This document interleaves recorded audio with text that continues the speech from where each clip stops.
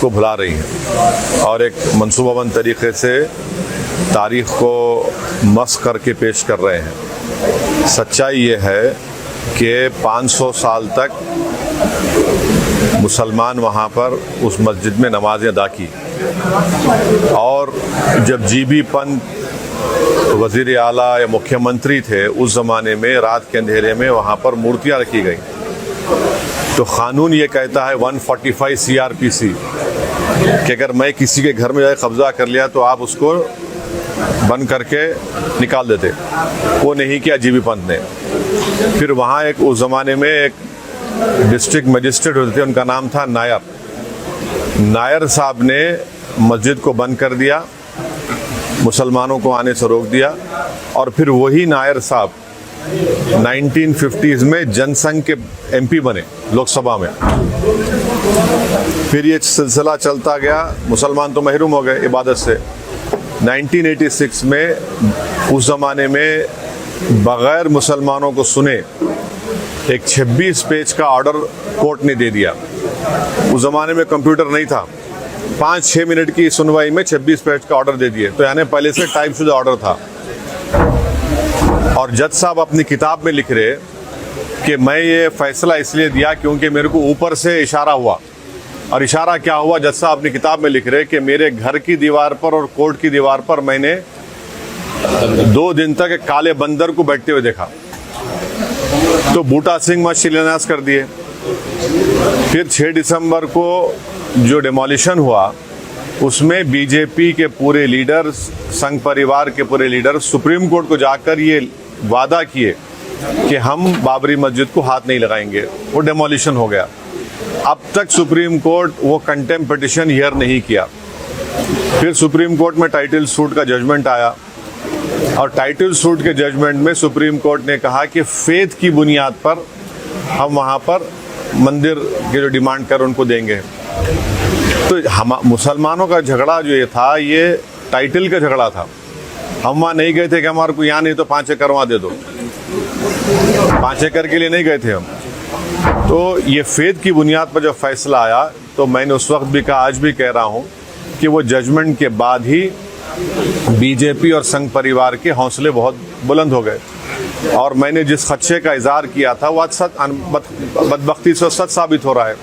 आज आप देख रहे हैं कि कई पुराने इश्यूज खुल रहे हैं। तो जैसा कि सुनिए, सुप्रीम कोर्ट का एक साबिका रिटायर्ड चीफ जस्टिस ने अंग्रेजी में कहा था कि supreme court is supreme but not infallible. तो आज हम वही देख रहे हैं। और अफसोस ये है कि कोई 6 दिसंबर की बात नहीं करता, कोई जीबी पंत की बात नहीं करता, कोई डिसेस की बात नहीं करता। और जब आप इन तमाम सियासी जमातों से पूछेंगे क्यों नहीं बात करते, तो बोलते अरे भूल जाओ ना भाई तुम लोग। मैं इन लोगों से पूछ रहा हूँ, तुम्हारी बाप की मौत को भूल सकते क्या? तुम तुम्हारी माँ की मौत को भूल सकते क्या?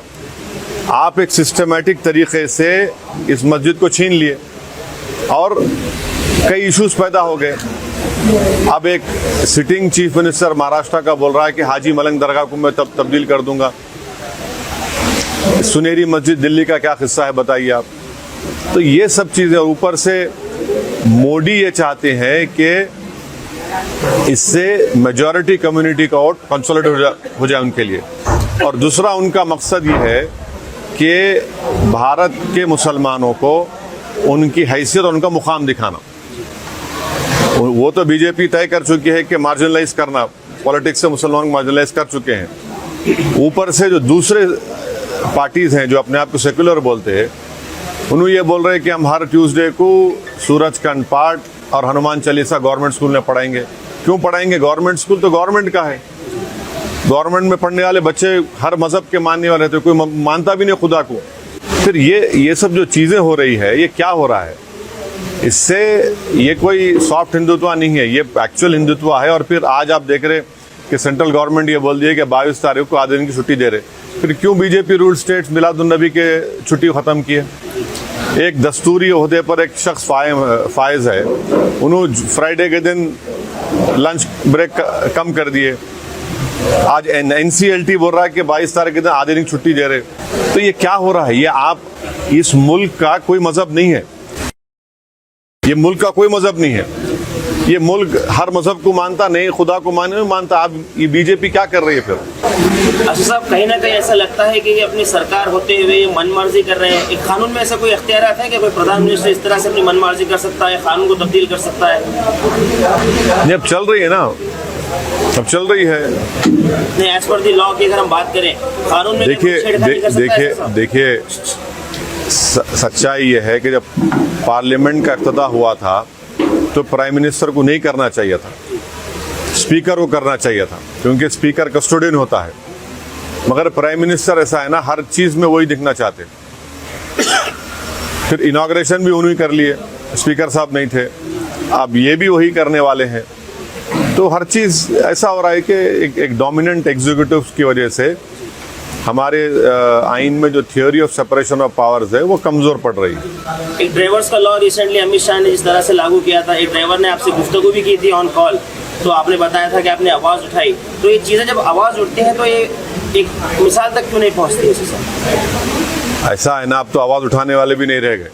तो चलिए, अब कम से कम आवाज़ तो उठ रही है, तनकीद तो हो रही है। और वो जो क़ानून पास किया गया था, फौजदारी के 3 नए क़ानून बनाए गए, उसमें जो एक्सीडेंट में जो लोग की मौत हो जाती उनको जुर्माना और सज़ा बढ़ा देना, मैंने पार्लियामेंट में कहा था कि ये क्रिमिनल जूरिस्प्रूडेंस के ख़िलाफ़ है ये, मगर इन्होंने कर दिया। बल्कि वो पूरे क़ानून का इतना गलत इस्तेमाल होगा, आप देखना मुसलमान दलितों पर, कि हर एक पर उस क़ानून को इस्तेमाल करके उनके सिविल लिबर्टीज़ को। बल्कि मैंने पार्लियामेंट में कहा था कि अगर आज महात्मा गांधी और भगत सिंह जिंदा होते, उस कानून को देख के बोलते ये रोलेट एक्ट है। सर, देश में आपको लगता है और भी मस्जिदें टारगेट हो? ये आप क्या देख रहे फिर? ये काशी, मथुरा, सुनहरी मस्जिद, टीले वाली मस्जिद, ये टाइटल सूट के जजमेंट आने के बाद इन तमाम के हौसले बढ़ गए। हम फेथ की बुनियाद पर हम ये सवाल उठा सकते हैं। एमआईएम उम्मीदवार किशनगंज और हैदराबाद, औरंगाबाद छोड़कर दूसरे जगह भी? हाँ, अभी अब देखेंगे, टाइम है ना, अभी टाइम के बाद कुछ ही दिनों में एमपी इलेक्शन है, तैयारी गुलबर्गा कर्नाटक के लिए? अभी तो अस्पताल के इफ्तिताह करने के लिए मैं आया हूँ। तो अच्छा है, यहाँ पे जितने बीमार लोग हैं उनका इलाज होगा। अब सियासी जो इलाज करना है वो अभी बहुत वक्त है उसके लिए। जिसकी तारीफ करे थे जेडीएस साथ, बीजेपी के साथ अलायंस करे थे, वो 5 साल पुरानी बात कर रहे हैं आप। ऐसे ये अब दिल्ली में आम आदमी पार्टी क्या कर रही है? शिवसेना के बारे में क्यों सवाल नहीं करते आप लोग? आप लोगों देखिए, सेकुलर जरूर रही आप लोग, मगर एक आंख को बंद नहीं करना, दोनों आंख से देखना। अब शिवसेना क्या है? उद्धव ठाकरे को सीएम बनाने में मेरा और नासिर उस्ताद का तो हाथ नहीं है, ना अल्ताफ भाई का है।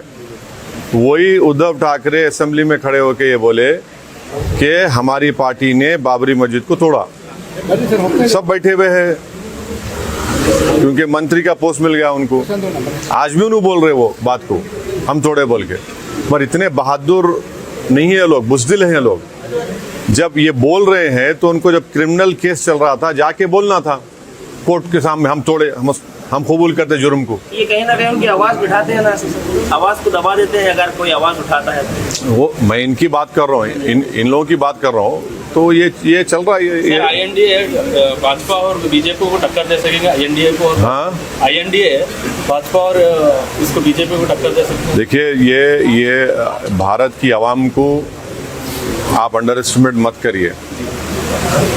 जब भारत की आवाम इस बात को महसूस कर लेगी कि मैजिक शो चल रहा है, और मैजिक शो में ना नौकरी मिल रही, ना महंगाई कम हो रही, ना चीन हमारी ज़मीन छोड़ के जा रहा।